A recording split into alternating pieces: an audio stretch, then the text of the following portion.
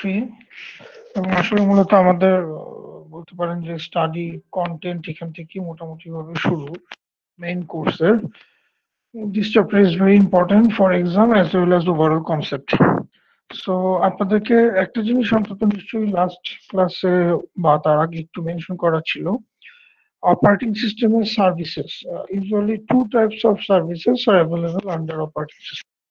Operating সিস্টেমের দুটো সার্ভিসের একটা হচ্ছে user based service, that means user satisfaction or user relation create this kind of service to provide service to user. This is one kind of service. Another is resource management or resource allocation in the aspect of hardware and software, whatever. So a process যে chapter 3, প্রসেসটা আসলে service under হচ্ছে resource allocation বা resource management. তো প্রথমে যেটা আসবে যে what is called process. Any kind of task under operating system is called process. For example even আমরা এই যে এখন জুমে ক্লাস, সরি হয়তো গুগল ক্লাসরুমে ক্লাস নিচ্ছি, ব্যাকগ্রাউন্ডে যদি কারো কোনো মিউজিক শুনে থাকেন বা কেউ যদি কোনো নিউজ পেপার, এগুলো প্রত্যেকটা এক একটা অ্যাপ্লিকেশন আসলে ইন ওয়ান সেন্স এক একটা task. So this is also process. এই প্রত্যেকটা প্রসেসের জন্য আলাদা একটা করে আইডেন্টিফায়ার বা প্রসেস আইডেন্টিফায়ার থাকে। যেমন আপনাদেরকে এর আগে আমি বোধহয় ওই যে টাস্ক ম্যানেজারে গিয়ে দেখেছিলাম বাঞ্চ অফ প্রসেসেস, এবং প্রত্যেকটা প্রসেসের জন্য এক একটা করে পিআইডি, প্রসেস আইডেন্টিফায়ার, এবং এই প্রত্যেকটা নাম্বার হচ্ছে ইউনিকলি আইডেন্টিফাইড, ডুপ্লিকেট নাম্বার থাকে না। এবং প্রত্যেকটা প্রসেসে এক হচ্ছে এই মুহূর্তে মেমোরি কত ব্যবহার করা হচ্ছে বা আপনার সিপিইউ ইউটিলাইজেশন কতটুকু হচ্ছে, এই রিসোর্স ইনফরমেশন গুলো আপনারা ওই টাস্ক ম্যানেজারে গিয়ে আমরা দেখতে পাচ্ছি, এবং এটা আসলে অপারেটিং সিস্টেমে মেনটেন করে। এখন প্রসেসের কি কি জিনিস আমরা এখানে পড়বো। ফার্স্ট প্রসেসের কনসেপ্ট, দেন যখন আমাদের বাঞ্চ অফ প্রসেস থাকবে, কারণ আমি আপনাদেরকে বলেছিলাম প্রসেস হচ্ছে আনলিমিটেড কিন্তু রিসোর্স লিমিটেড। অবভিয়াসলি যে কোনো একটা ডেস্কটপ বা ল্যাপটপ বা এনি কাইন্ড অফ স্মার্ট ডিভাইসে আপনি প্রসেসটা আনলিমিটেড হয়, আপনি যত খুশি প্রসেস বা যত খুশি অ্যাপ্লিকেশন ওপেন করতেই পারেন, কিন্তু আপনি চাইলেও রিসোর্সকে আনলিমিটেড করতে পারবেন না। দ্যাট মিনস প্রত্যেকটা ডেস্কটপ বা ল্যাপটপ হোয়াট এভার সেই ডিভাইসের একটা ম্যাক্সিমাম ক্যাপাসিটি আছে, যে আমি for example RAM, this is the upper bound size of RAM, maybe RAM laptop usually we use 8 GB, 16 GB, maybe maximum 32 GB is okay, but more than 32 GB is it available, I'm not sure, but হলো একটা limit থাকবে, unlimited আপনি চাইলেও ব্যবহার করতে পারবেন না। Then process scheduling, operations on process, inter process communication, এই নিচের পার্ট গুলো আমি যদি আইপিসি থেকে শুরু করে শেষ পর্যন্ত বলি, এগুলো মোর রিলেটেড উইথ ডিস্ট্রিবিউটেড সিস্টেম। অনেক ইউনিভার্সিটির কোর্স ডিজাইনে এই কোর্সটা থাকে ডিস্ট্রিবিউটেড সিস্টেম অথবা ডিস্ট্রিবিউটেড অপারেটিং সিস্টেম। এখন মোস্ট প্রবলি আপনাদের বোধহয় কোর্স ডিজাইন এটা নাই, তারপরেও এখানে একটা চ্যাপ্টারে যতখানি থাকবে, কারণ ডিস্ট্রিবিউটেড সিস্টেমে আমরা সাধারণত বলে থাকি প্রসেস, সরি নোডগুলো কানেক্টেড ইন দ্য নেটওয়ার্ক। এখন একটা নোডের টাস্ক শেয়ার করা হয়, ট্রান্সফার করা হয় আরেকটা নোডে, সো সেই task means process. So that is actually interprocess communication. এখন এই ইন্টারপ্রসেস কমিউনিকেশন বিভিন্ন ভাবে হয়, শেয়ার্ড মেমোরি হতে পারে, মেসেজ পাসিং হতে পারে, একইভাবে ক্লায়েন্ট সার্ভার, এটাও ওই ডিস্ট্রিবিউটেড সিস্টেমেরই কনসেপ্ট। যে নোড গুলো থেকে ডেটা পাঠানো হয় বা টাস্ক পাঠানো হয় সেটাকে বলা হয় ক্লায়েন্ট, আর যে নোড প্রসেস করে সেটাকে বলা হয় সার্ভার। আচ্ছা যাই হোক, যতখানি থাকবে ততখানি আমরা যতখানি সম্ভব কভার এখানে অবশ্যই করব।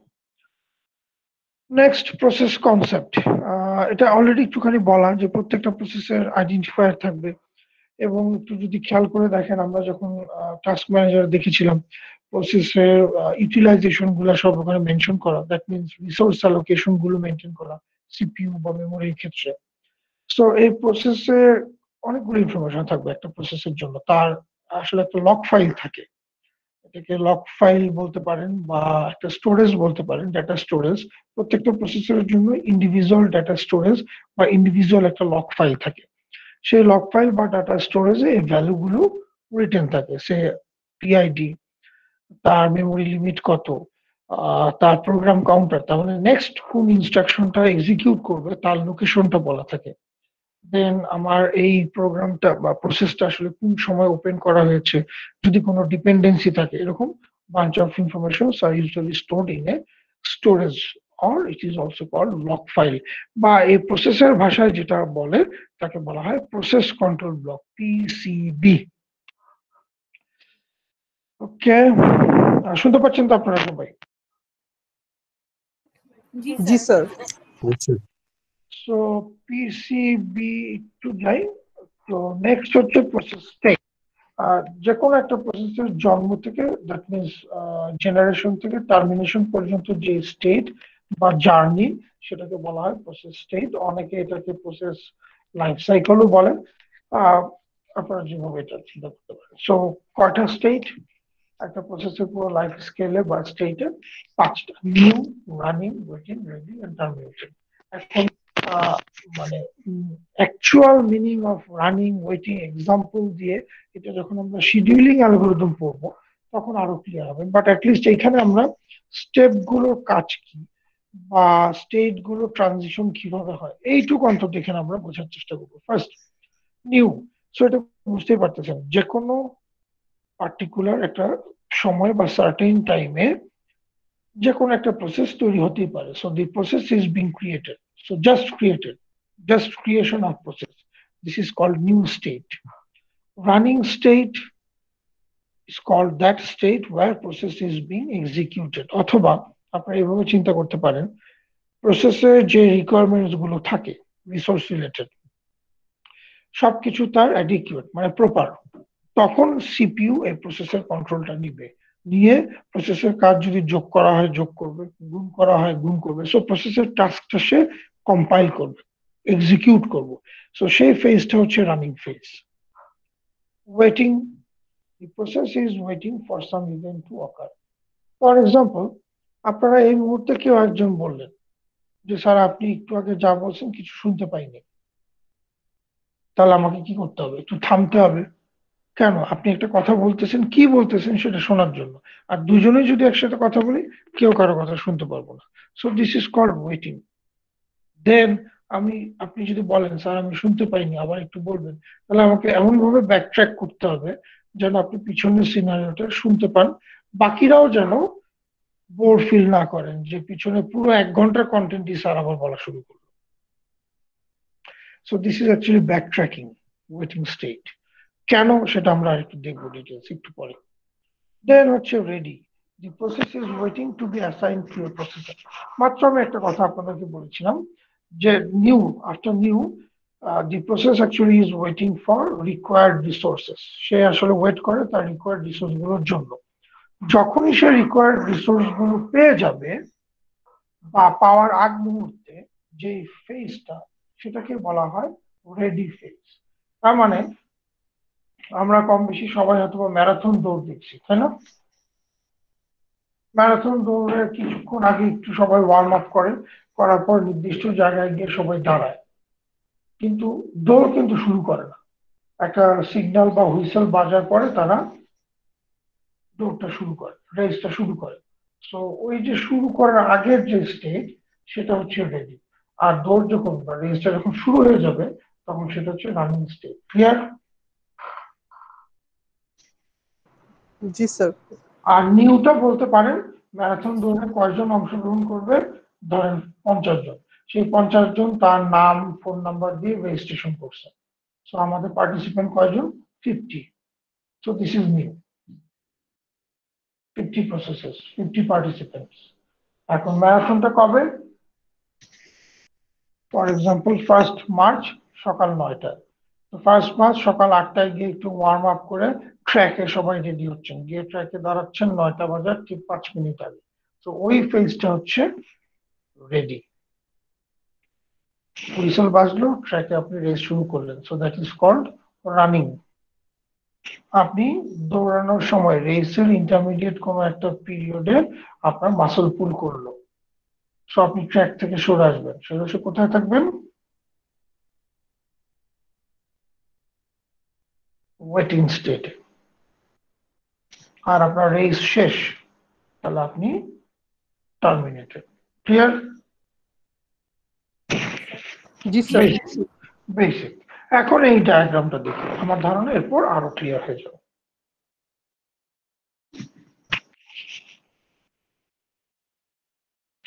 সো এই ডায়াগ্রামে আমি দেখতে পাচ্ছি যে 5টা স্টেট পড়লাম, সেই 5টা ট্রানজিশন কিভাবে আসলে রিলেশনটা তৈরি করা হয়। সো আমি যে মাত্র যে এক্সাম্পল দিলাম সেটা দিয়েও আপনি চিন্তা করতে পারেন। 50 participants made their registration for marathon race. So new on the 1st March, just before 9 o'clock, they are ready. So this is ready state.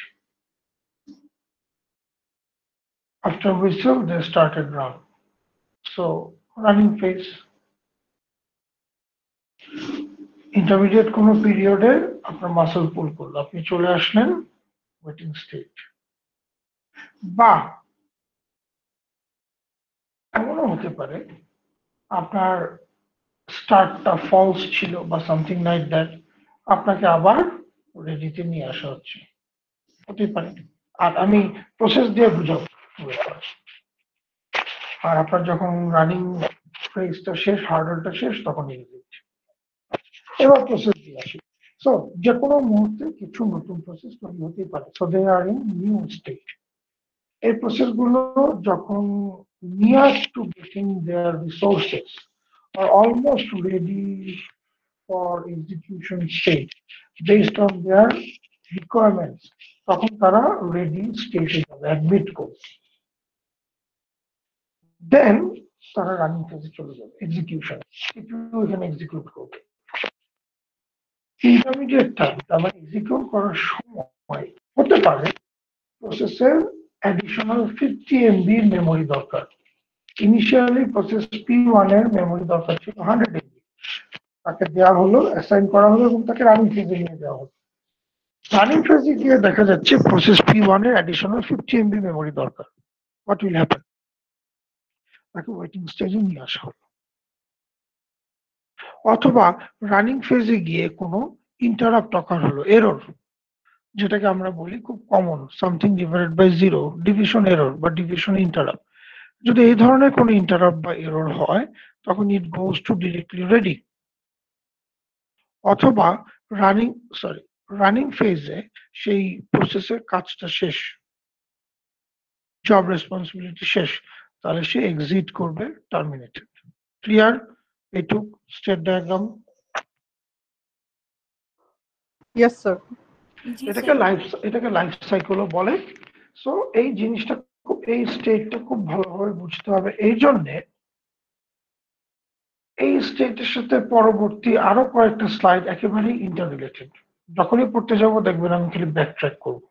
So we should know what is the purpose of new, then ready, ready to running, then backtrack, running to either ready or waiting, then ready or running to terminate. এখন আপনাদের কাছে আমার একটা প্রশ্ন থাকবে, দেখেন running to waiting, then backtrack to ready, আবার কিন্তু সে রানিং এ আসতেছে, তাহলে running to waiting, waiting to running, এরকম একটা সাইকেল তৈরি করলেই তো হয়। এই রেডিতে যাওয়ার কি দরকার? Running to waiting, waiting to ready, এই সাইকেলটা দরকার।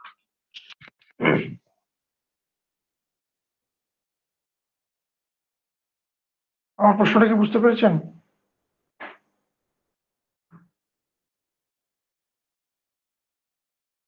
জি স্যার। ইভেন্টটা কমপ্লিটের জন্য আরেকবার বলবেন? স্যার ওই সময় আরেকটা প্রসেস শুরু হয়ে যায়, সেজন্য একটু ওয়েট করতে হয়, অন্য একটা প্রসেস হতে জায়গা দখল করে নেয়। ওকে, আর কেউ?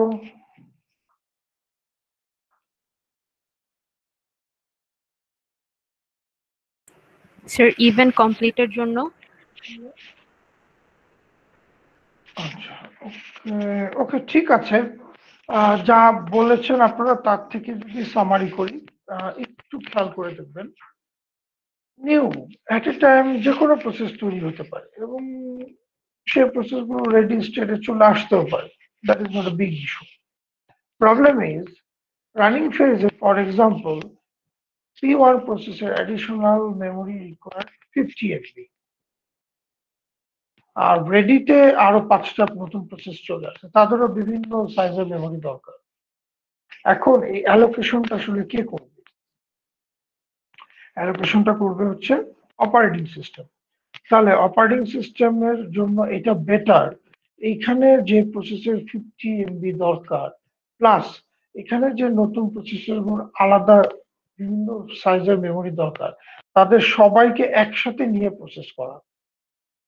এই ইন্ডিভিজুয়াল বা ইন্ডিপেন্ডেন্ট প্রসেস যদি করতে যায় অপারেটিং সিস্টেমের জন্য, এটা একটা হচ্ছে এক্সপেন্সিভ ইস্যু, দুটো আলাদা লক ফাইল মেনটেন করে তারপর দুটোকে মার্জ করতে হবে এবং সেক্ষেত্রে এখানে ডাটা ইনকনসিস্টেন্সি হওয়ার সুযোগ আছে।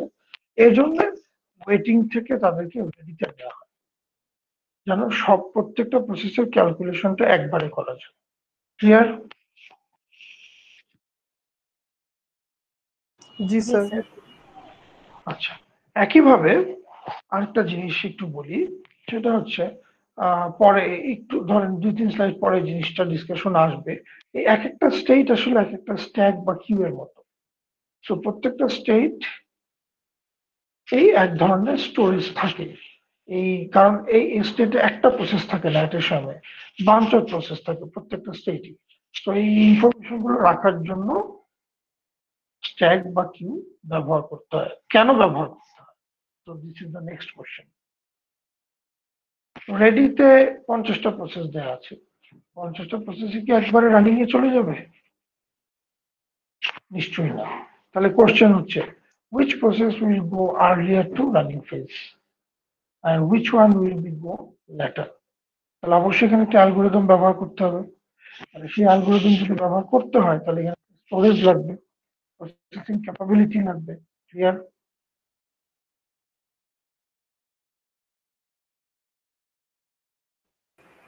Yes sir. Yes sir. একইভাবে রানিং এর জন্য, ওয়েটিং এর জন্য, যাক আমরা আরেকটু পরে আরেকটু ডিটেল দেখতে পাবো। So this state diagram is very important. Okay, next. According to last class বা আজকেও যে ডিসকাশন করা, প্রত্যেককে কিছু কমন দু একটা কথা কিন্তু অলরেডি বলে ফেলেছি। সেটা হচ্ছে প্রত্যেকটা প্রসেসের একটা ইউনিক আইডেন্টিফিকেশন নাম্বার থাকবে, যেটাকে বলা হয় প্রসেস আইডেন্টিফায়ার বা পিআইডি। এই পিআইডিটা প্রত্যেকের জন্য একটা থাকবে এবং ওই পিআইডি দিয়ে আসলে অপারেটিং সিস্টেম প্রসেসকে আইডেন্টিফাই করবে, কোনো নাম দিয়ে না। এখন আবার এই ডায়াগ্রামে আসি। এই প্রত্যেকটা স্টেটে অনেকগুলো প্রসেস দেওয়া আছে, তাহলে প্রত্যেকটা প্রসেসের আলাদা আইডেন্টিফায়ার, সেই আইডেন্টিফায়ার বা নাম্বার দিয়ে প্রসেসকে আইডেন্টিফাই করতে পারবে operating system. This is one thing. Another is, for example, একটা process P1, it goes to waiting and then it goes to ready. এখন what happens? So there is a change or transition between the state. From running state, it goes to waiting state. Next, from waiting to ready. So এখানে কিন্তু state change হচ্ছে।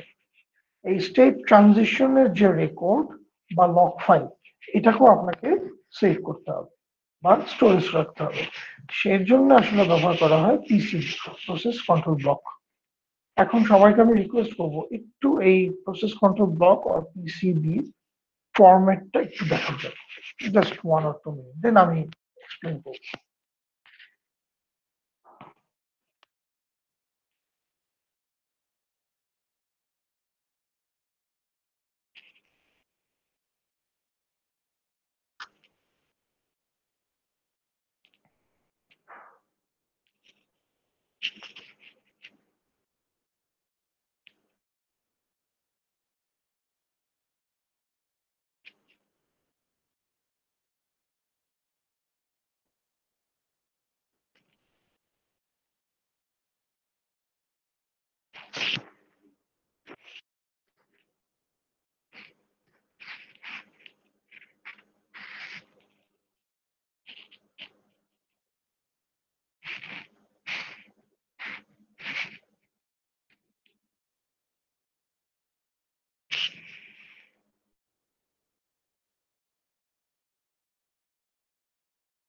ওকে, তো এতক্ষণে দেখানো হয়ে যাওয়ার কথা।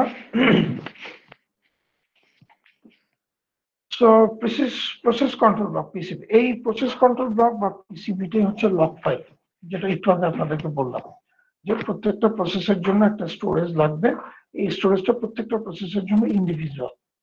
সো এই PCB, for example there is a process P1, so it is called PCB1, P2 PCB2, P3 PCB3, then N পর্যন্ত, up to N, PCBN। এখন প্রসেস কন্ট্রোল ব্লকে কি থাকে? ফার্স্ট, আবার আমি পিছনে যাই। For example, process P1 is currently in running state. It goes to waiting state. তাহলে আমাকে কেউ বলবেন এই প্রসেস স্টেট এখানে কি লেখা থাকবে?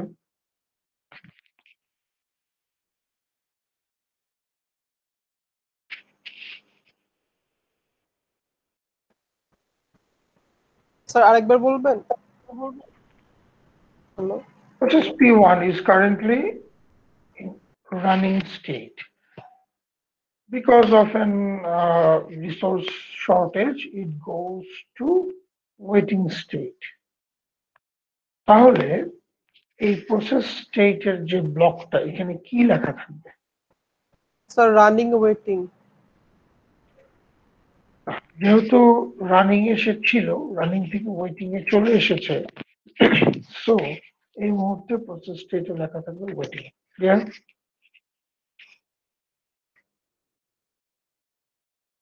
জি স্যার। জি স্যার। দেন প্রসেস নাম্বার, এই নাম্বার তো জেনারেট করে অপারেটিং সিস্টেম ইন্ডিপেন্ডেন্টলি বা সরি র্যান্ডমলি, তো যে কোনো একটা নাম্বার থাকবে। ফর এক্সাম্পল প্রসেস P1 এর নাম্বার মেবি 100 ফর এক্সাম্পল, তো এই নাম্বারটা এখানে লেখা থাকবে, সেই নাম্বারটা ইউনিকলি আইডেন্টিফাই করে, পিআইডি। স্যার এটা নেক্সট কি স্যার প্রোগ্রাম পিআইডি কাউন্ট, নাম্বারটা হবে এখানে?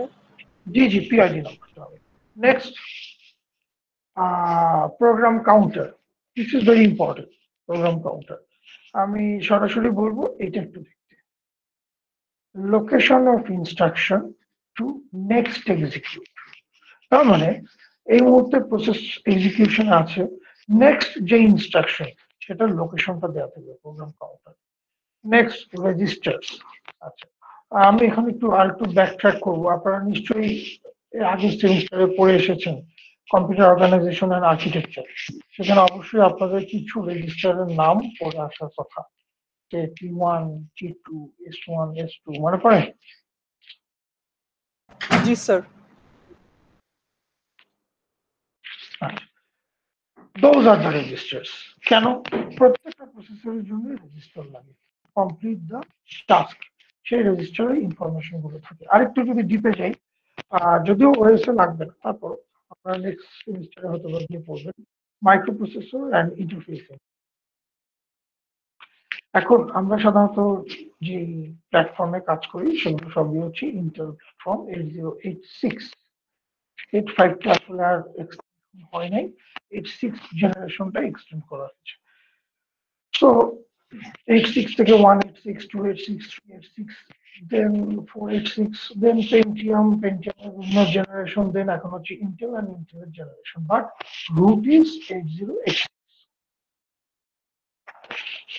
এখন এই 8086 রুটে বেসিক কিছু রেজিস্টার ব্যবহার করা হয়, যেগুলো এখনো এই ইন্টেলেও ব্যবহার করা হয়, কিন্তু তোমার নামের আগে এক্সট্রা ই এই শর্ট ফর্মটা ব্যবহার করা হয়, বা এক্সট্রা ডাবল ই শর্ট ফর্মটা ব্যবহার করা হয়।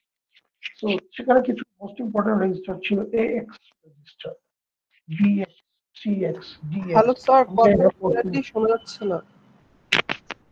সবারই কি একই অবস্থা শোনা যাচ্ছে না? তো এখন জি স্যার, একটু প্রবলেম হচ্ছিল। আচ্ছা আচ্ছা, সো যেখানে ছিলাম, মাইক্রো প্রসেসরে 8086 সিরিজে এই রেজিস্টার গুলো হচ্ছে basic register. So for example AX, BX, CX, DX, this kind of registers. So AX register কে বলা হয় অ্যাকুমুলেটর রেজিস্টার, BX কে বেস, CX কে কাউন্টার, DX কে ডেটা। আচ্ছা, এখন বলতে পারেন স্যার এত কথা কেন বলতেছেন? সিম্পল, একটা প্রসেসর অ্যাডিশন অপারেশন করতে হবে বা মাল্টিপ্লিকেশন অপারেশন করতে হবে, তাহলে আমার কাজটা কি? অ্যাকুমুলেটর রেজিস্টার এখানে লাগবে। সেই অ্যাকুমুলেটর রেজিস্টার হচ্ছে AX রেজিস্টার, সেই ইনফরমেশন গুলো হচ্ছে এই ফিল্ডে থাকে। ক্লিয়ার? Yes, sir. দেন Yes, memory sir. Memory limits. অবশ্যই আমার রিসোর্স আনলিমিটেড না, প্রথম থেকে বারবারই একটা কথা বলা হচ্ছে। যদি আমার রিসোর্স আনলিমিটেড না হয় তাহলে যে কোনো একটা প্রসেসকে আমাকে মেমোরির লিমিট দিয়ে দিতে হবে, সেই লিমিটটা এখানে দিয়ে দেওয়া থাকে ম্যাক্স লিমিট। দেন আরো কিছু ফিল্ড পাবেন, অ্যাকাউন্টিং ইনফরমেশন, যেমন সিপিইউ ইউজড, মানে ওই যে আপনারা যদি একটু মনে করে দেখেন, আমরা যখন টাস্ক ম্যানেজারে গিয়েছিলাম প্রত্যেকটা প্রসেসের সিপিইউ ইউটিলাইজেশন কত, মেমোরি ইউটিলাইজেশন, এই তথ্যগুলো দেওয়া ছিল, ইনফরমেশন গুলো। একইভাবে টাইম লিমিট, তার মানে যে কোনো একটা প্রসেস, ফর এক্সাম্পল P1, তার ম্যাক্সিমাম লেন্থ, এক্সিকিউশন লেন্থ, মানে তার লাইফ লেন্থটা বলে দেওয়া হয়, ফর এক্সাম্পল 5 মিনিটস। এরপর এর মধ্যে যদি সে তার এক্সিকিউশন না শেষ করে, আইদার তাকে কিল করতে হবে, নাহলে তাকে হাইয়েস্ট প্রায়োরিটি দিয়ে তার সমস্ত রিকোয়ারমেন্টস ফুলফিল করতে হবে। Clear? Yes, sir. Yes, sir. ওকে, সো এখানে আরো বেশ কিছু আছে, বাট আমি বলবো যে অ্যাটলিস্ট এই ফিগারে যেই ফিল্ড গুলো, এই মিনিমাম ফিল্ড গুলো একটু মনে রাখতে হবে: process state, number, counter, registers, memory limits, and list of. Okay, then threads. Threads আসলে ওএস এ পড়ানোর সুযোগ খুব অল্প পরিমাণে, কারণ আমরা জাভা বা প্রোগ্রামিং, যেটাকে বলা হয় অবজেক্ট ওরিয়েন্টেড প্রোগ্রামিং, সেটা অবশ্যই পড়ে আসার কথা, যদিও এটা এই চ্যাপ্টারে না, এটা চ্যাপ্টার 4-এ। সো আলটিমেটলি চ্যাপ্টার 4 থেকে আমরা এখানে একটু দেখবো, অসুবিধা নেই। তো এখানে আর এখানে এখানে এটা নিয়ে ডিসকাস করার তেমন কিছু নাইও। Process schedule another important, process scheduling. এখন এই process scheduling directly related with process state. Process state mean, সরাসরি এই ফিগারে নিয়ে যাই, এই ফিগারটার সাথে রিলেটেড শিডিউলিং। কেন? একটু যদি মনে করে দেখেন, আপনাদেরকে আমি বলেছিলাম এই স্টেট গুলোতে বাঞ্চ অফ প্রসেস থাকে। আর বাঞ্চ অফ প্রসেস যদি থাকে, তাহলে কোন প্রসেসটাকে আপনি আগে রানিং এ আনবেন, বা ওয়েটিং প্রসেস থেকে কোন প্রসেসটাকে আপনি রেডি প্রসেসে আগে পাঠাবেন, এই ডিসিশনটা আপনাকে নিতে হবে। এই ডিসিশন যদি আপনাকে নিতে হয়, তাহলে অবশ্যই আপনাকে এখানে একটা স্টোরেজ লাগবে যেটার প্রসেসিং ক্যাপাবিলিটি থাকবে। নট অনলি প্রসেসিং ক্যাপাবিলিটি, এখানে এক ধরনের অ্যালগোরিদম ব্যবহার করা হবে।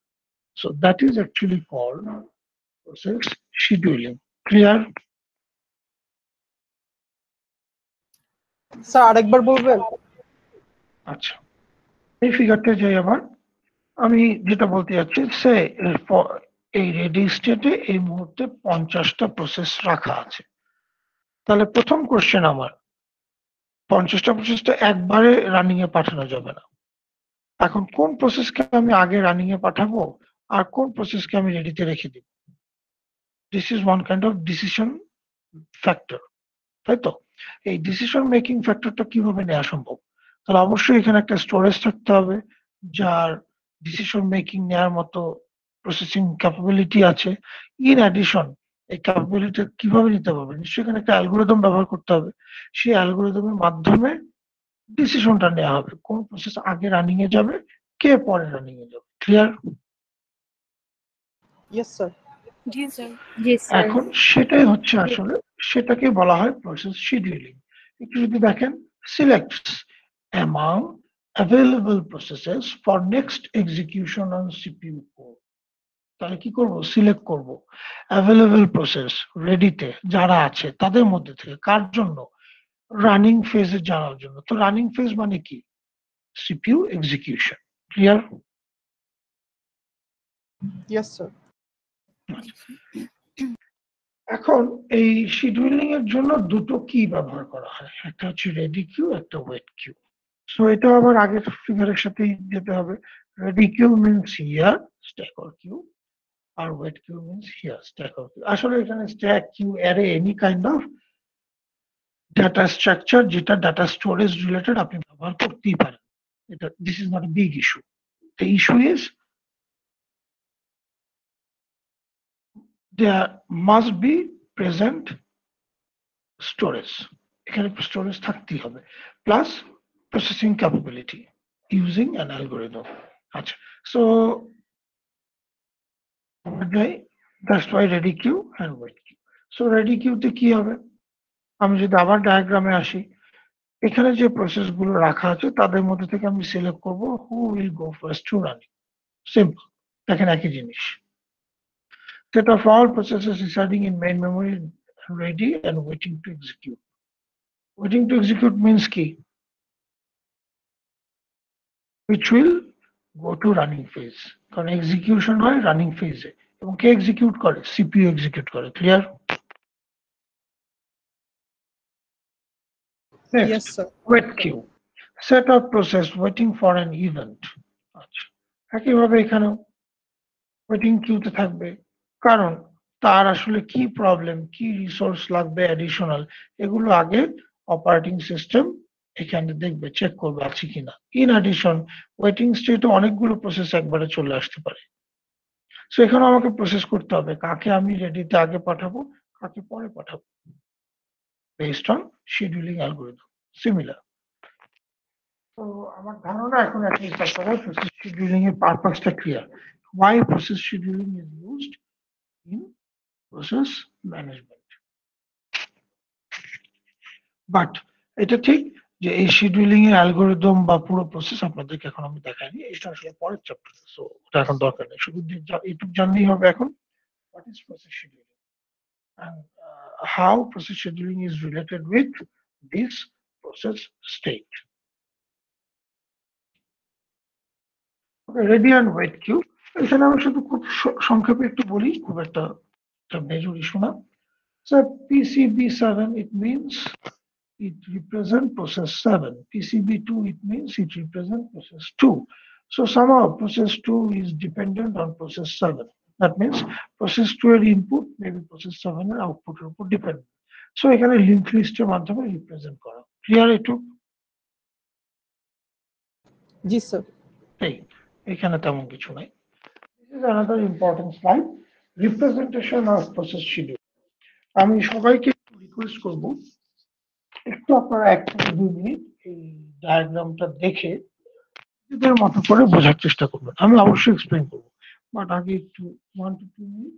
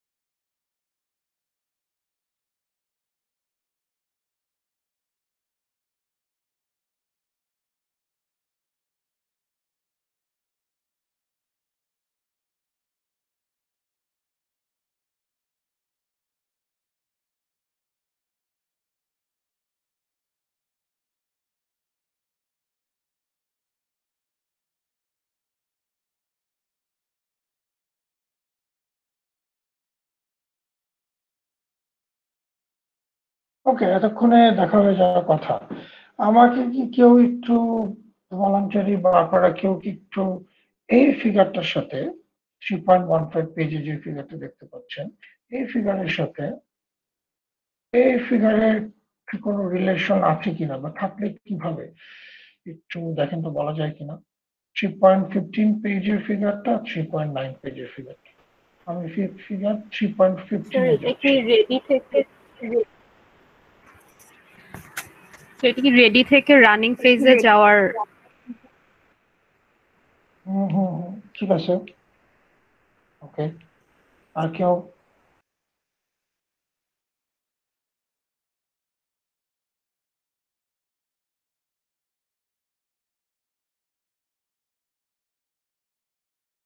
Sir okay, waiting sir ready থেকে রানিং এবং টার্মিনেট পর্যন্ত পুরো ফিগারটাই আছে। আচ্ছা, ওকে, আপনারা যা বলেছেন মোটামুটি সামারি যদি করি ইটস ওকে, আপনারা কাছাকাছি ঠিক আছে। একটু যদি মিলাই দেখি, এই ফিগারটা থেকে প্রথমে আসি। সে অবশ্যই new, then it goes to ready. তো রেডি থেকে ফার্স্ট কোথায় যাবে? রানিং। এখন রানিং মিনস এক্সিকিউশন। এক্সিকিউশন আসলে কে রেসপন্সিবল? কে? CPU, microprocessor. So microprocessor is responsible to execute those processes যারা এই স্টেটে আছে।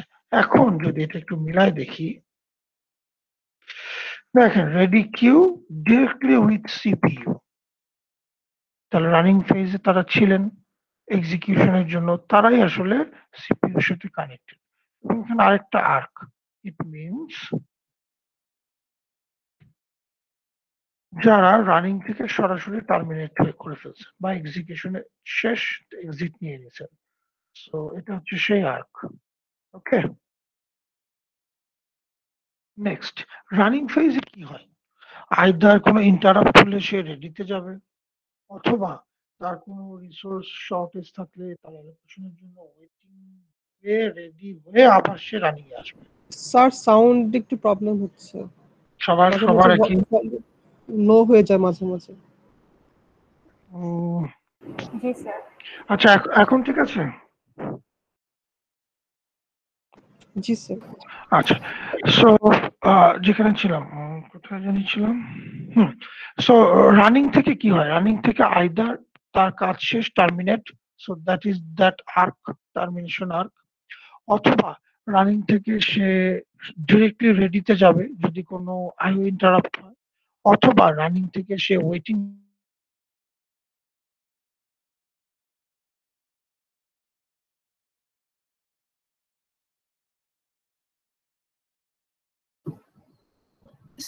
স্যার হ্যালো কিছু স্যার, শোনা যাচ্ছে না। হ্যালো স্যার কি আছেন?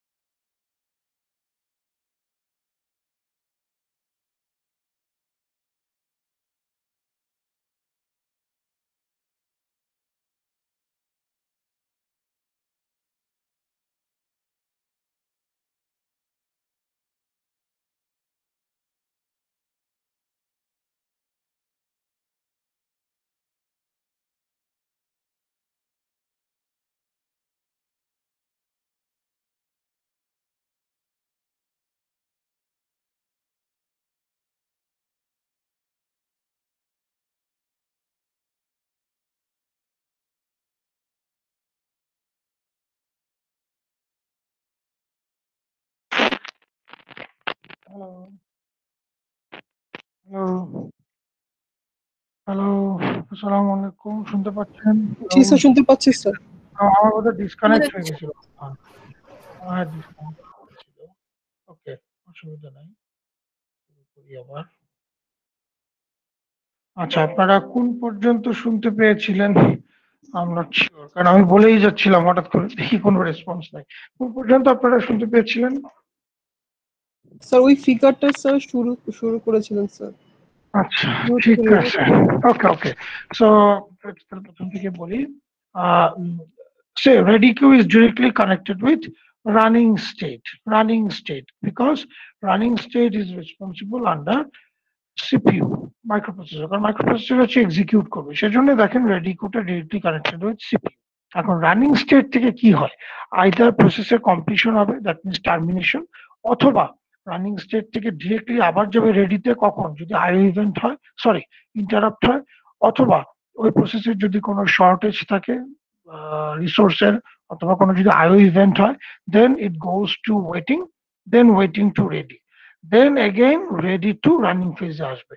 সো রানিং থেকে যে ব্রাঞ্চিং গুলো, এগুলো হচ্ছে সেই ব্রাঞ্চিং গুলো। এটা কি ধরতে পারতেছেন? স্যার আরেকবার রিপিট করবেন, কত কেটে কেটে আসলো, শোনা যায়নি।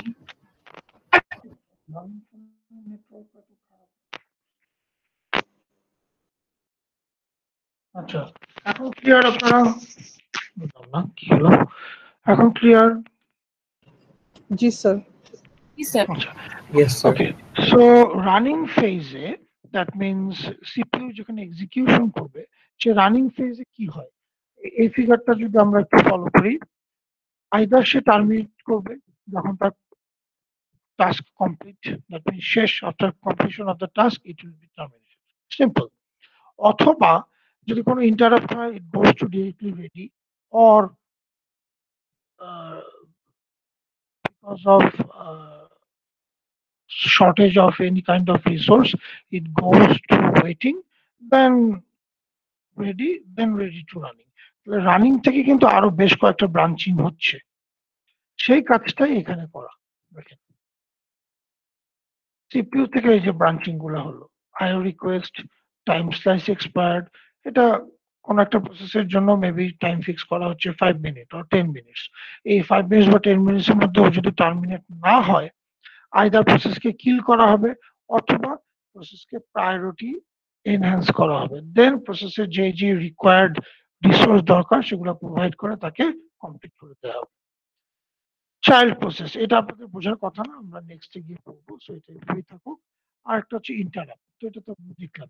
সো আলটিমেটলি ব্রাঞ্চিং গুলো all will be connected with ready queue, then ready queue it connected with CPU, that means running phases, and finally termination. Clear এটুকু? জি স্যার।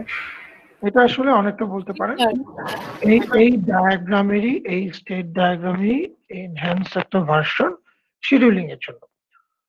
তো আমরা এখন জানি শিডিউলিং কি, শিডিউলিং এ কোথায় কিউ ব্যবহার করে, দুটো কিউ ব্যবহার করে, একটা রেডি কিউ আর একটা ওয়েট কিউ, বা এনি কাইন্ড অফ স্টোরেজ, সহজ সব ডাটা স্ট্রাকচার ব্যবহার করতে পারেন।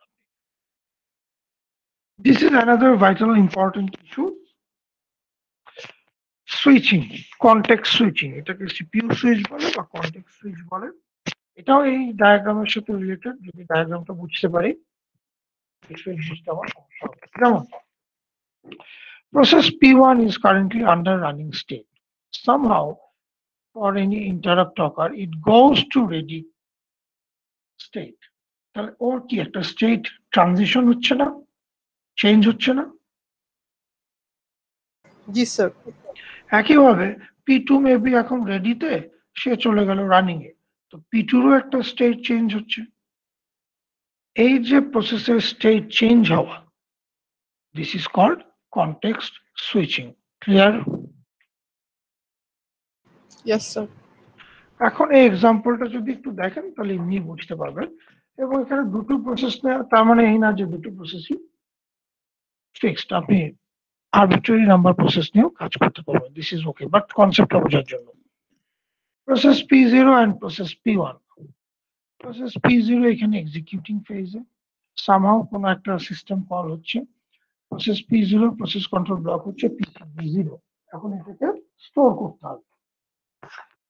ওকে, এটাও আপনাদের সাথে আমার একটু ডিসকাস করতে হবে। আপনাদের কাছে আমার ফার্স্ট প্রশ্ন, এখানে প্রত্যেকটা প্রসেস যদি থাকে, আমরা জানি পিসিবি কি, এখন প্রসেস কন্ট্রোল ব্লক। পিসিবি কেন ব্যবহার করা হয় সেটাও আমাদের এখন জানার কথা। প্রত্যেকটা প্রসেসের জন্য তার একটা আলাদা করে পিসিবি থাকবে। এখন আপনাদের কাছে আমার যে প্রশ্ন সেটা হচ্ছে PCB5, তার মানে প্রসেস 5 এই মুহূর্তে রানিং ফেজ। এখন এই PCB5 যেটা, সেই PC5 এর ডাটা কি ভ্যারিয়েবল না ফিক্সড?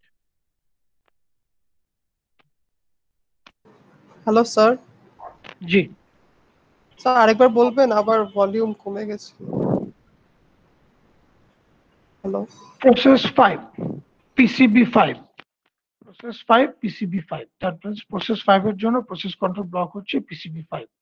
এখন এই PCB5 প্রসেস 5 যখন রানিং ফেজে, আমার প্রশ্ন হচ্ছে PCB5 এর ডাটা ভ্যালুটা কি ভ্যারিয়েবল না ফিক্সড? স্যার ভেরিয়েবল হবে না? ওকে, আর কেউ?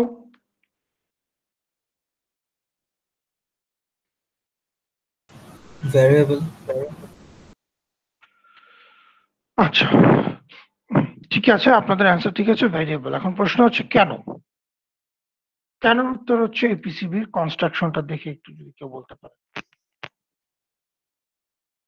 কারণ স্যার ফিক্সড ভ্যালু হলে তো স্যার আমার পুরো ফিক্সড ভ্যালু যাওয়া লাগতো, বাট আমার তো এখানে সিস্টেম কন্ট্রোলের মাধ্যমে আমার কিছু যাচ্ছে কিছু যাচ্ছে না। তো স্যার ফিক্সড ভ্যালু তো যাওয়ার কথা না। আমার ভ্যারিয়েবল হলে আমি ভ্যারিয়েবল চুজ করে দিতে পারবো অ্যালগরিদমের আচ্ছা মাধ্যমে। আচ্ছা আচ্ছা, প্রথম বিষয়, আমার আসলে এই পিসিবিতে আমি as a user, programmer, system programmer, আমার কিছু করার নেই। এই পুরো ইভালুয়েশন, ক্যালকুলেশন, এই কাজগুলো হচ্ছে অপারেটিং সিস্টেম করবে। আমি এখানে অনেকগুলো প্যারামিটার আছে, কোনো প্যারামিটার না বললো একটা প্যারামিটার সম্পর্কে আমি কনফার্ম আপনাদেরকে বলতে পারি। Program counter, this should be changeable. Should be কথাটা আসলে বলাটা ভুল, মাস্ট বি চেঞ্জেবল। কারণ কি, প্রোগ্রাম কাউন্টার হচ্ছে location of next instruction to execute, location of instruction to next execute. তার মানে নেক্সট যেটা এক্সিকিউট করা হবে তার লোকেশনটা আমার লাগবে, কোথায় থাকবে? প্রোগ্রাম কাউন্টারে। সো এভরি টাইম এই ভ্যালুটা চেঞ্জ হবে, এই স্টেট, নাম্বার, রেজিস্টার এগুলোর কথা বাদই দিলাম, program counter always changeable. So running ফেজে যখন থাকে তখন পিসিবি আসলে changeable, variable. Clear? Yes sir. সেই কারণেই রানিং ফেজে দেখেন, যখন ছিল একটা ইন্টারাপ্ট হলো, সে আইডলে চলে যাবে। এই P0, এই দেখেন এটা কিন্তু আইডল স্টেট, কোন একটা কারণে ইন্টারাপ্ট হচ্ছে, সে idle state. Idle state means সে এখন রানিং ফেজ থেকে বের হয়ে যাবে, আইদার সে রেডিতে যেতে পারে অথবা ওয়েটিং এ যেতে পারে, হোয়াট এভার। মেইন ইস্যুটা কি, সে আইডল হয়ে যাবে। আইডল যখন হয়ে যাবে তাহলে তার সমস্ত ইনফরমেশন তখন সেভ করতে হবে, কারণ রানিং ফেজে সেটা ভ্যারিয়েবল ছিল। যেই সে রানিং ফেজ থেকে বের হয়ে আসতেছে, তাহলে তার লাস্ট ডাটা আপডেট করতে হবে। আপডেট মিনস সেভ করে ফেলতে হবে। ক্লিয়ার?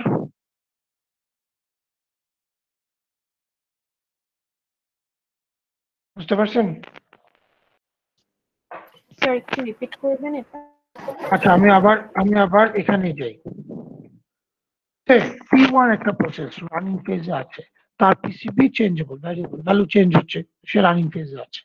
এখন রানিং ফেজ থেকে সে ওয়েটিং ফেজে গেল, তাহলে ওয়েটিং ফেজে যাওয়া মিনস কি, process P1 is now in idle situation, তাই না? Yes sir. জি স্যার। তাহলে রানিং ফেজে তার পিসিবির লাস্ট যে ভ্যালুটা ছিল সেটা আমাকে সেভ করতে হবে না? Yes sir. এখন আপনাদের কাছে নেক্সট তাহলে প্রশ্ন আসবে, আমি যে বললাম সেভ করতে হবে, কেন সেভ করতে হবে?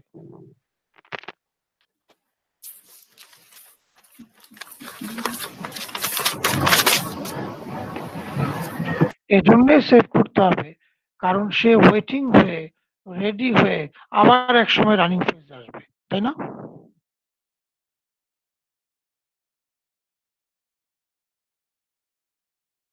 বুঝতে পারছেন? জি হ্যালো। স্যার। Yes sir. আবার যেহেতু সে ওয়েটিং রানিং ফেজ আসবে, তাহলে তার এই ডাটাটা খুবই important. Program counter, location of instruction to next execute. তাহলে রানিং এ সে যেখানে থেমে গেছিল, সে যখন আবার ওয়েটিং ঘুরে রেডি হয়ে রানিং এ আসবে, শুরু হবে কোত্থেকে? স্যার যেখানে থেমে গিয়েছিল ওইখান থেকে। সেই পয়েন্ট থেকেই তো শুরু করতে হবে। যেমন আপনি একটা ভিডিও, একটা ধরেন মুভি দেখতেছেন, তো মুভি দেখার সময় পজ করলেন, পজ করার পর যখন আবার স্টার্ট করবেন, তো সে যে মুহূর্তে পজ করা সেখান থেকে তো শুরু হবে, নাকি পিছন থেকে শুরু হবে, সামনে থেকে শুরু হবে? নিশ্চয়ই না। হ্যাঁ, আপনি চাইলে টেনে ব্যাক ট্র্যাক ফরওয়ার্ড করতে পারেন, that is different issue. But rules, যে পয়েন্টে তার পজ হয়েছিল, আইডল সিচুয়েশনে গিয়েছিল, সে যখন আবার এক্সিকিউশন হবে সেই পয়েন্ট থেকে তাকে রিভাইভ করতে হবে, রিকল করতে হবে। দ্যাটস ওয়াই এই ফিগারটা যদি দেখেন, সেভ করে ফেলা হচ্ছে। এবার P1, এটা হচ্ছে তার আইডল স্টেট। P1 কে রিলোড করা হলো। কেন? P1 এখন এক্সিকিউটিং এ যাবে, এর জন্য রিলোড করা হলো। রিলোড করা মিন্স কি? কোনো এক সময় P1 এর PCB1 সেভ করা ছিল, সেটাই রিলোড করা হচ্ছে। ক্লিয়ার? Yes sir. সো সে এক্সিকিউশন ফেজে চলে গেল। আবার একটা ইন্টারাপ্ট হতে পারে, তখন তাকে আমি সেভ করব, করে P1 দেখেন আইডলে চলে গেল।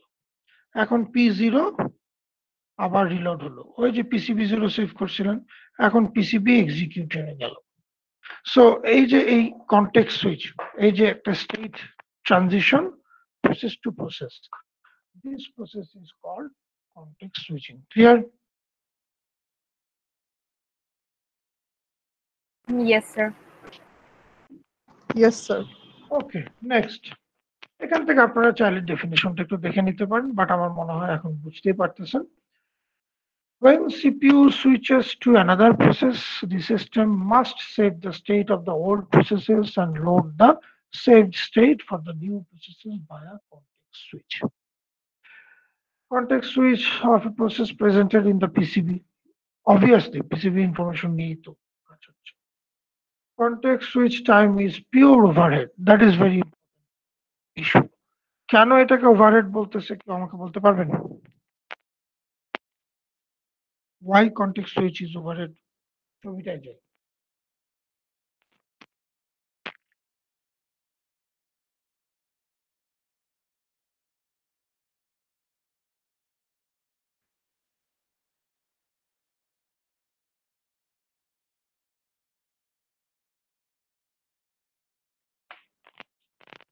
কেউ বলতে পারবেন আমাকে কেন কনটেক্সট সুইচটাকে ওভারহেড বলা হচ্ছে?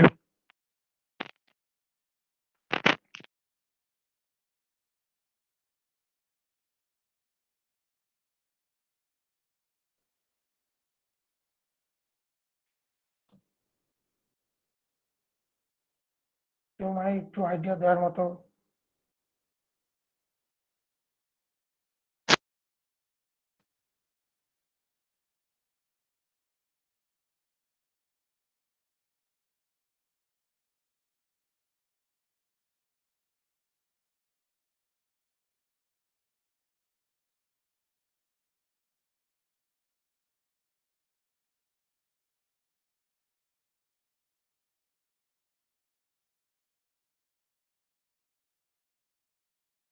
এই কেউ বলার মতো নাই?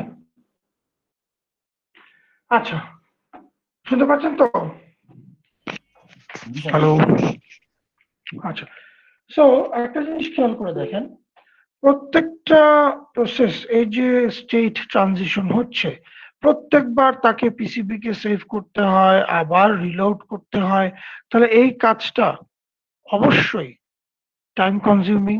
ইন অ্যাডিশন, প্রসেসরকে অ্যাডিশনাল কিছু মেমোরি এবং প্রসেসিং পাওয়ার ব্যবহার করতে হচ্ছে এই স্টোর এবং রিলোডের কারণে। Is it? Yes sir.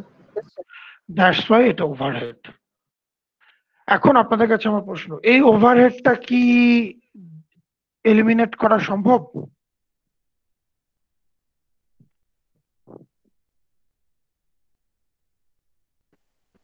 না স্যার,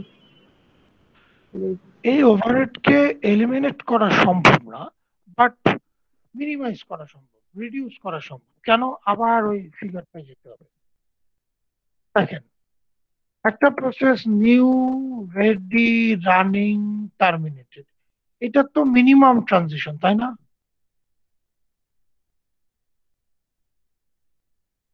এর নিচে Yes, কি sir. সম্ভব?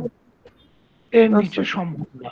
সো আপনি ওভারহেডটাকে ডিলিট করতে পারবেন না, একেবারে নাল করতে পারবেন না, বাট মিনিমাইজ করতে পারবেন, রিডিউস করতে পারবেন। এখন আপনাদের কাছে আমার প্রশ্ন, রিডিউস করা মিনস কিভাবে করি প্রশ্নটা? আচ্ছা, রিডিউস করতে হলে কি করতে হবে? কেউ কি আমাকে একটু বলতে পারবেন আইডিয়াটা কি? How to reduce this overhead?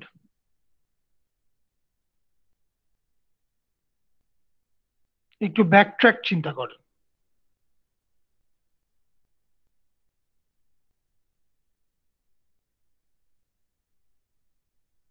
Reverse engineering কনসেপ্টে চিন্তা করেন। কেন বেশি হয়, তাহলে কেন কম করা যায়?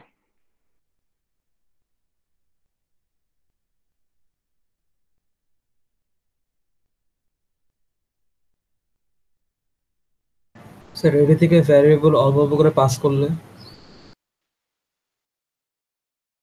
আর কেউ?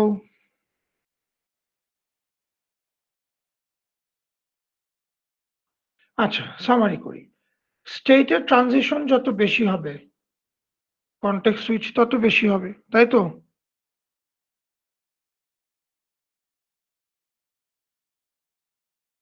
Hello? Yes, sir. Yes sir. তাহলে আপনি যদি স্টেটের ট্রানজিশন কমাতে পারেন, যেটা মিনিমাম, সেটা তো আর সম্ভব না।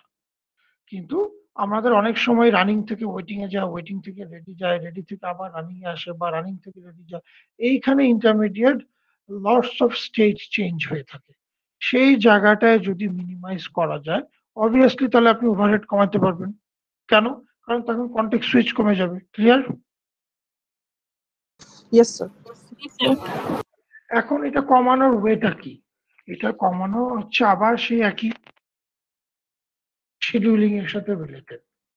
বিভিন্ন ধরনের শিডিউলিং অ্যালগরিদম ব্যবহার করা হয়, যেটার কারণে এই সুইচিংটা মিনিমাইজ করা সম্ভব। যেহেতু এটা পরের চ্যাপ্টারের কনসেপ্ট, আমি বেশি বলার সুযোগ নাই এই মুহূর্তে, যখন পড়বো ডিটেলস ওখানে পড়বো। তারপর একটু বলে রাখি আপনাদের, কোনো এক সময় গিয়ে আমি প্রসেস শিডিউলিং কিছু অ্যালগরিদম পড়াবো। তার মধ্যে একটা হচ্ছে round robin algorithm. Round robin algorithm পড়ানোর সময় আপনাদেরকে আমি বলবো যে এর কনটেক্সট সুইচিং ওভারহেডটা বেশি। তখন আপনি ধরতে পারবেন কেন বেশি। কারণ রাউন্ড রবিন শিডিউলিং এ সুইচে স্টেটের সুইচিংটা বেশি হয়। তাহলে কনটেক্সট সুইচ বেশি, কনটেক্সট সুইচ বেশি হলে ওভারহেড বেশি। আচ্ছা, সো এই জন্য প্রত্যেকটা জিনিস একটু বুঝে বুঝে পড়া, আর যখন ব্যাকট্র্যাক করতে বলা হয় বা যখন কানেক্ট করতে বলা হয় তখন বুঝতে পারবে। সো এখন এইটুকু বুঝলেই হবে প্রসেস স্টেট খুব ভালোভাবে। দেন এই দিস ডায়াগ্রাম এবং actually the relation between the states, how this diagram operates, then process control block, process scheduling,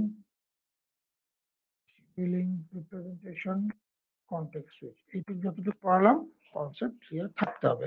so আমি সামনে যাচ্ছি, যদি কারো কোনো প্রশ্ন থাকে করতে পারেন। ওকে, অপারেশনস অন প্রসেস, এটা ভেরি কমন অ্যান্ড ট্র্যাডিশনাল। যে কোনো প্রসেসের দুটো অপারেশন থাকে, একটা হচ্ছে ক্রিয়েশন আর একটা টার্মিনেশন। Very basic. আর আমরা হিউম্যান বিং বলি জন্মিলে কি বলে গেলাম, একটা বাংলায় কি যেন একটা প্রবাদ বলে, জন্মালে মরতে হয় না, কি যেন এরকম একটা টার্ম বলে, প্রবাদ আছে একটা। তো প্রসেসের ক্ষেত্রেও তাই, তারও তো একটা ক্রিয়েশন, আর যার ক্রিয়েশন হবে তার টার্মিনেশন হবে, তার মানে ডিস্ট্রাকশন হবে। পৃথিবীতে তার অমর বলে কিছু নাই, বা আইডল বলে কিছু নাই। তাহলে ক্রিয়েশন এন্ড টার্মিনেশন। এখন এখানে গিয়ে আমরা ওই যে বলছিলাম যে এই চাইল্ড কথাটা ঠিক বুঝতে পারবো না, এই কথাটা আমরা এখানে বুঝতে পারবো আশা করি। Process creation. So process creation আপনাদেরকে একটু ব্যাকট্র্যাক করে একটু মনে করার চেষ্টা করব।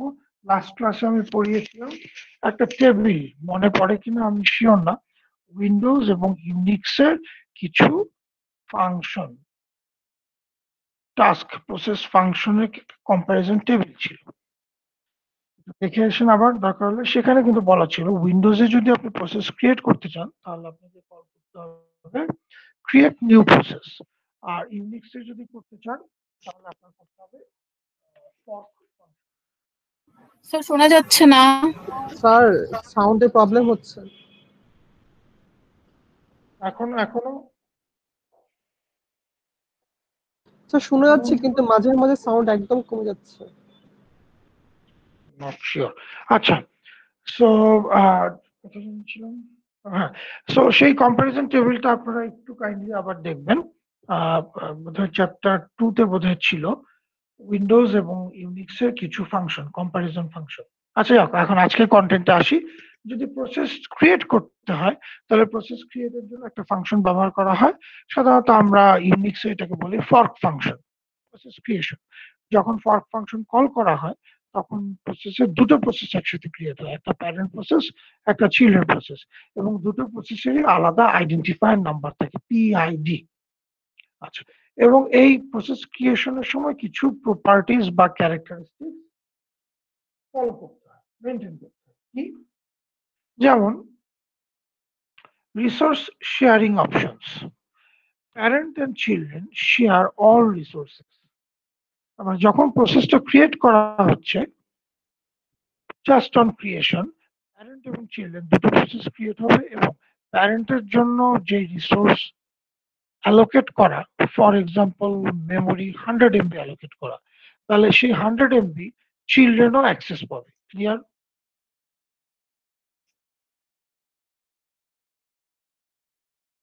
জি স্যার। Okay.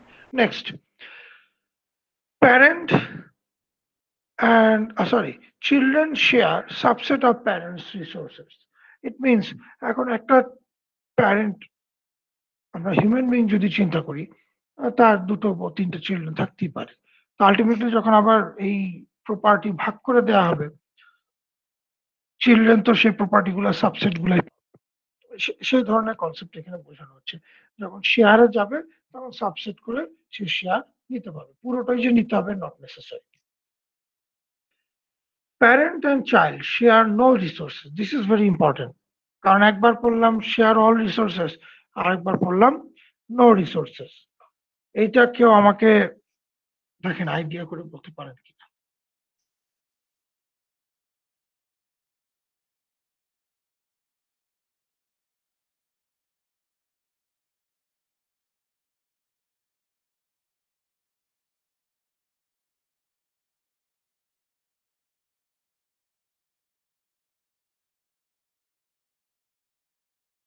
আচ্ছা, সো আমি বলি, এটাও এই ডায়াগ্রামের সাথে রিলেটেড। এই মুহূর্তে এখানে একটা ফর্ক ফাংশন ক্রিয়েট করার পরে দুটো প্রসেস তৈরি হলো, একটা প্যারেন্ট একটা চিলড্রেন। প্যারেন্টের জন্য অ্যালোকেটেড মেমোরি হচ্ছে 100 MB, তাহলে চিলড্রেন সেই 100 MB অ্যাক্সেস করতে পারবে। রানিং ফেজে চলে গেল চিলড্রেন, চিলড্রেনের রানিং ফেজে গিয়ে দেখা গেল তার অ্যাডিশনাল 50 MB রিসোর্স দরকার। সে ওয়েটিং এ গেল, ওয়েটিং থেকে রেডিতে আসলো, 50 MB রিসোর্স নিয়ে আবার রানিং এ গেল। এই যে 50 MB অ্যাডিশনাল মেমোরি চিলড্রেনকে দেওয়া হয়েছে, এই 50 MB প্যারেন্ট এবং চিলড্রেন শেয়ার করবে না। ক্লিয়ার? স্যার আরেকবার বলবেন?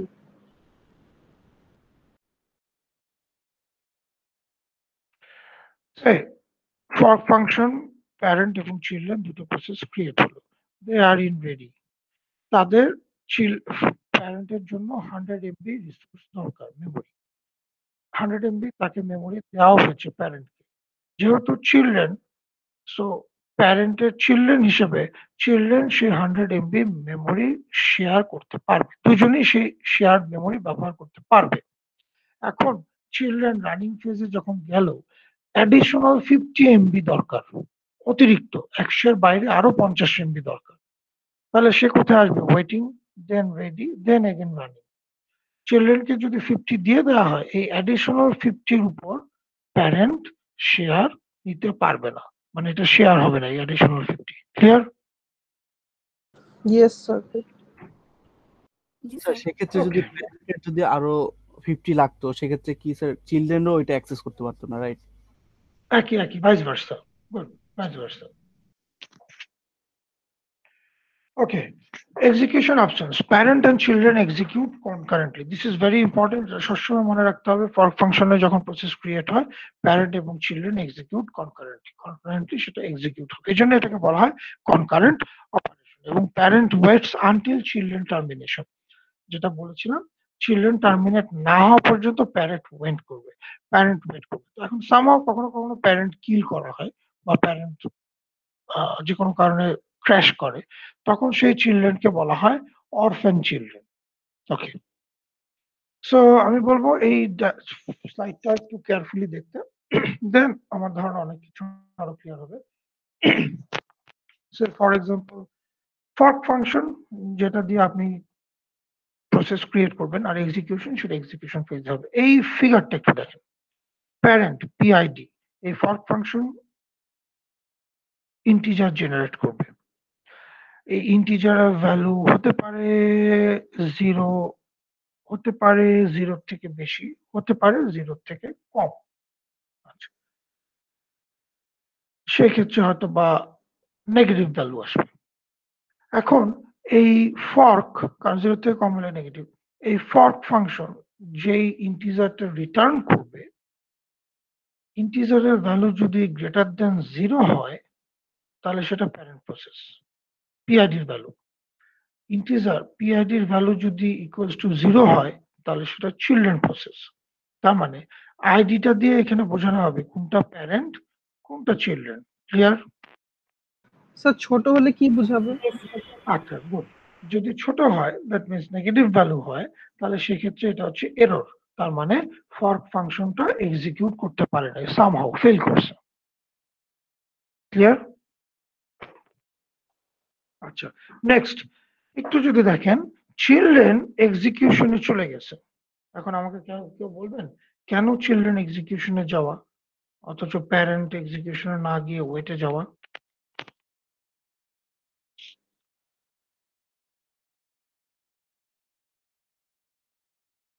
স্যার বিকজ চিলড্রেনটা তো হচ্ছে প্যারেন্টের ডুপ্লিকেট।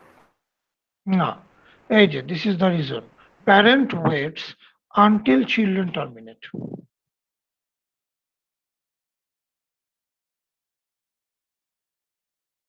তাহলে আগে চিলড্রেন এক্সিকিউশন হবে, এক্সিট হবে, ওয়েটিং ফেজে গিয়ে যাবে। ওয়েটিং ফেজে কেন যাবে? প্যারেন্টকে কন্ট্রোল দেওয়ার জন্য। দেন প্যারেন্ট এক্সিকিউট করবে, বা এটাকে বলা হয়েছে রিজিউম করবে, যেটা আপনি যেভাবে চিন্তা করতে পারেন। ক্লিয়ার? Yes sir. জি sir. Okay, yes sir. Next, এটা একটা ট্রি, এটা একটা স্ন্যাপশট। এটা তার মানে এটা মনে করেন না যে এটা কমপ্লিট ট্রি, জাস্ট বোঝানোর জন্য।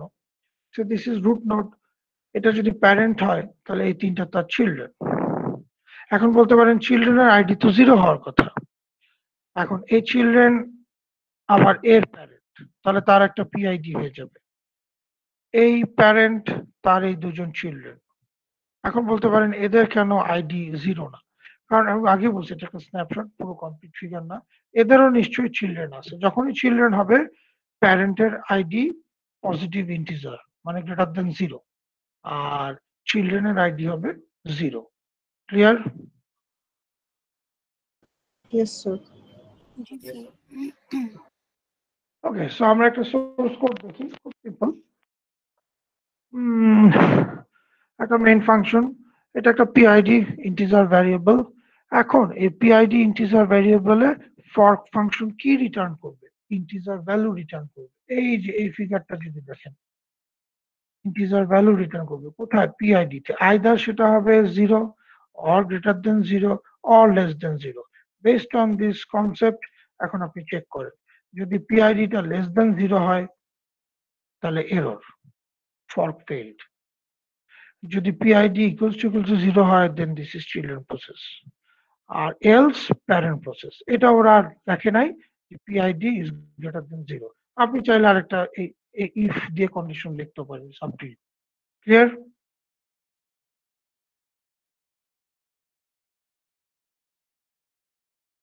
বুঝতে পারছেন সবাই?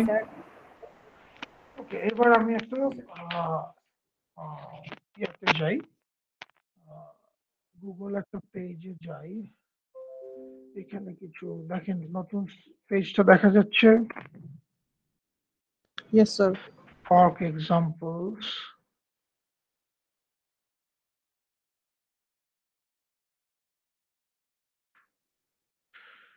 ওকে, সো একটা ফর্ক ফাংশন কল করো, হ্যালো প্রিন্ট করতে বলছে, হ্যালো ওয়ার্ল্ড। এখন আপনাদের কাছে আমার প্রশ্ন, দুইটা হ্যালো ওয়ার্ল্ড কেন প্রিন্ট হলো?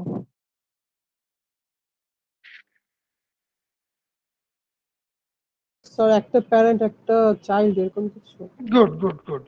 প্যারেন্ট যে কাজটা করবে, চিলড্রেন সেই কাজটাই করবে। আসলে বিষয়টা এরকম, ফর্ক ফাংশন যখন দুটো প্রসেস ক্রিয়েট করে, প্যারেন্ট এন্ড চিলড্রেন, প্যারেন্টের কপি করে চিলড্রেন তৈরি করা হয়।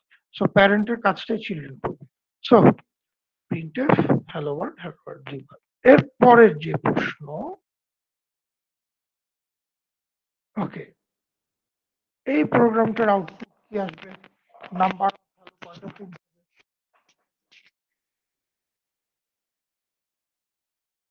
তো দুইবার হ্যালো আসবে। এই প্রোগ্রামটা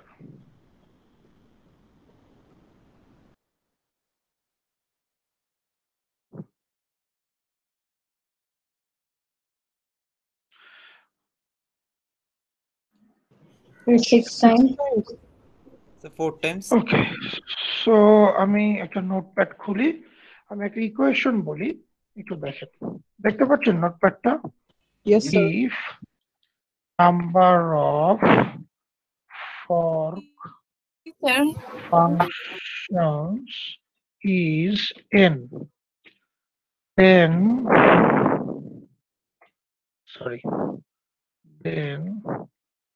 number of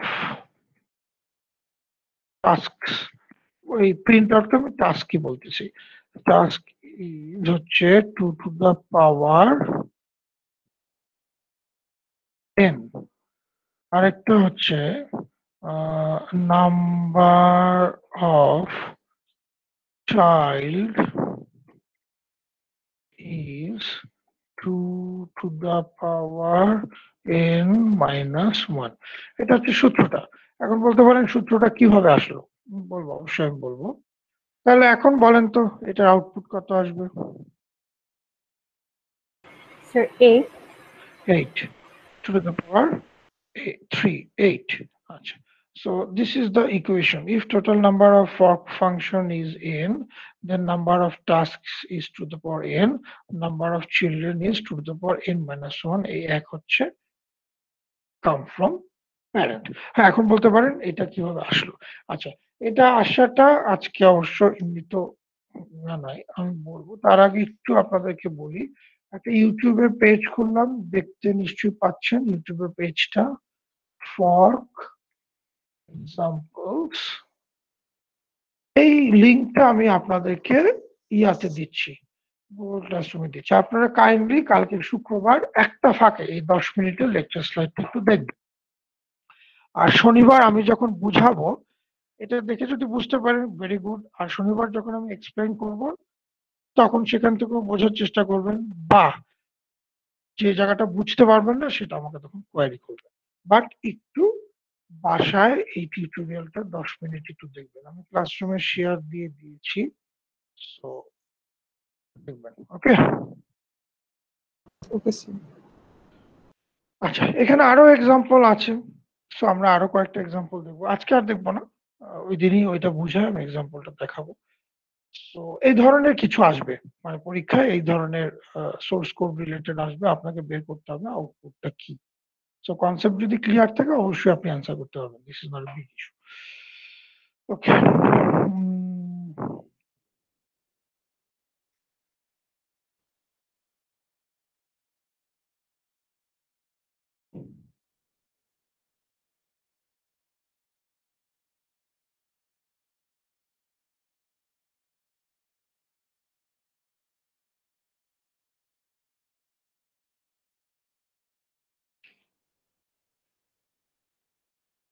স্যার আমাদের আগের ক্লাসটা আর এই ক্লাসের রেকর্ডিংটা এই কবে ক্লাসের পাওয়া যাবে? রেকর্ডিং এই ক্লাসের রেকর্ডিং আজকে পেয়ে যাবেন। আগের ক্লাসের রেকর্ডিং তুমি আগের ক্লাসের রেকর্ডিংটা খুব একটা ইম্পর্টেন্ট কন্টেন্ট ছিল না, সেই জন্য আর কি। আজকেরটা আজকে পেয়ে যাবেন। ওই গুগল ক্লাসরুমের এই রেকর্ডটা ওরা আপলোড করে, গুগল থেকে মেইল আসে, ধরেন 1 ঘন্টা 1.5 ঘন্টা লাগে ওরা রেকর্ডটা প্রসেস করে। তো আমি লিঙ্কটা দিয়ে দিব, তো লিঙ্ক দিলে তখন আপনারা লিঙ্কে ক্লিক করলে সব পাবেন। আচ্ছা sir, thank you sir. Okay, so 1 present sir. মানে আমি নাম্বার ওয়াইজ বলতেছি, হ্যাঁ, রোল না। 2 Present, sir. 3 Present, sir. 4 present sir. 5 Present, sir. 6 Present, sir. 7 present sir. 8 present sir. 9 hello, present sir. 10 কি কও? তাহলে ঠিক করে দিছি কিন্তু। 10 তা আমি আরো ঠিক মিট করে দিলাম। কাকে মিউট করবো? আরে কে এই যে কথা বলবে? অনেবুল আমার নয়ন মোল্লারের গাড়ি। বুঝছি, দিলাম মিউট করে। আবিদ হাসান, ওকে, ভুলে গেছে। Okay, so 11 Yes, sir. 12 present sir. 13 14 present sir. 15 16 present sir. 17 Yes, sir. 18 Present, sir. 19 present sir. 20 Yes, sir. 21 Present, sir. 22 22 23 sir Present, sir. 22 present. Okay, দেওয়া হয়েছে। 24 present sir. 25 yes sir. 26 yes sir. 27 Yes, sir. 28 yes sir. 29 yes sir. 30 Yes, sir.